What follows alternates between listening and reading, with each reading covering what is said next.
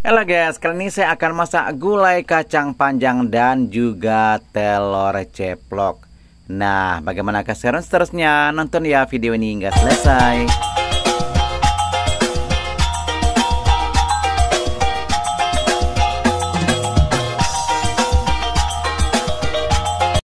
Assalamualaikum warahmatullahi wabarakatuh. Jumpa lagi dengan saya, Sahzali. Nah, adalah bahan-bahan yang akan saya masak hari ini. Ada kacang panjang dan juga terong pipit atau rimbang ya. Dan seterusnya ada juga 2 butir telur. Nah, seperti biasa ya, dalam kuali semua bumbu-bumbu yang sudah dihaluskan saya masukkan, termasuk juga serai yang sudah digeprek dan juga daun kunyit, daun salam dan juga daun limau. Oke, sekarang santan saya sudah masukkan ya. Video saya sudah jeda. Kita tunggu sebentar, nantinya saya akan masukkan bahan-bahan yang akan saya masak hari ini.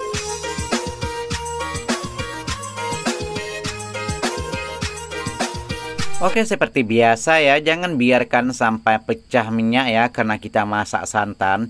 Jadi sekali-sekali kita aduk ataupun kita kacau ya, supaya tidak berbuih masakan kita. Oke, kelihatannya sudah pun mulai mendidih ya. Saya masukkan kacang panjang dan juga terong pipit atau rimbang ya. Saya sudah masukkan. Ini secukupnya saja ya, dan saya masak ini juga tidak banyak. Oke, kita tunggu sebentar. Dan masakan-masakan kampung seperti ini ya, memang selera saya, sangat-sangat sederhana. Dan bahan-bahannya ya memang kebanyakan adalah bahan-bahan yang mudah didapat di sekitaran kita, dan juga kebanyakan bahan-bahan itu adalah modalnya boleh dibilang ya, modalnya murah meriah seperti itu ya. Tapi dari segi rasa tidak kalah ya dengan masakan-masakan yang ada di restoran mewah seperti itu ya. Kalau ini adalah masakan kampung ya, tentu saja ya berbeda ya kalau kita bandingkan dengan masakan-masakan seperti western atau yang lain-lain itu ya. Ini adalah ciri khas dari masakan-masakan kampung.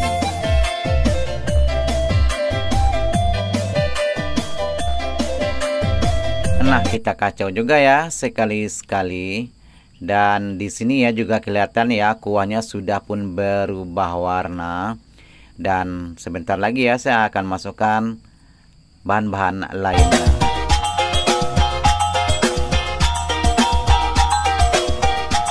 Oke, kelihatan ya di sini ya, kuahnya memang sudah berubah warna dan kacang kelihatannya ya sudah pun hampir matang. Jadi saya akan masukkan telur. Kali ini saya saya masukkan telur pecah ya. Seperti telur ceplok saya masukkan begitu saja ya. Dan saya tidak rebus telur terlebih dahulu. Dan ini juga sedikit berbeda ya. Kalau biasanya identik ya dengan masakan-masakan yang telur bulat, namun kali ini telur saya pecahkan saja ya, pecahkan begitu saja. Nah, kali ini saya gunakan ya tidak banyak ya, 2 butir telur saja ya. Saya pecahkan seperti di video ya. Nah, saya masukkan ya seperti itu, tidak tidak direbus terlebih dahulu. Dan ini juga tidak perlu kita aduk terlalu banyak ya, nanti telurnya akan menjadi hancur. Jadi kita kacau-kacau sedikit saja ya, yang bagian pinggirnya itu ya, supaya tekstur telurnya tidak terlalu hancur ya, karena ini telur tidak diceplok terlebih dahulu ataupun tidak direbus ya, telur jadi memang hancur. Tapi kalau kita tidak kacau, tidak terlalu hancur ya, masih menyatu antara kuning dan juga bagian putihnya.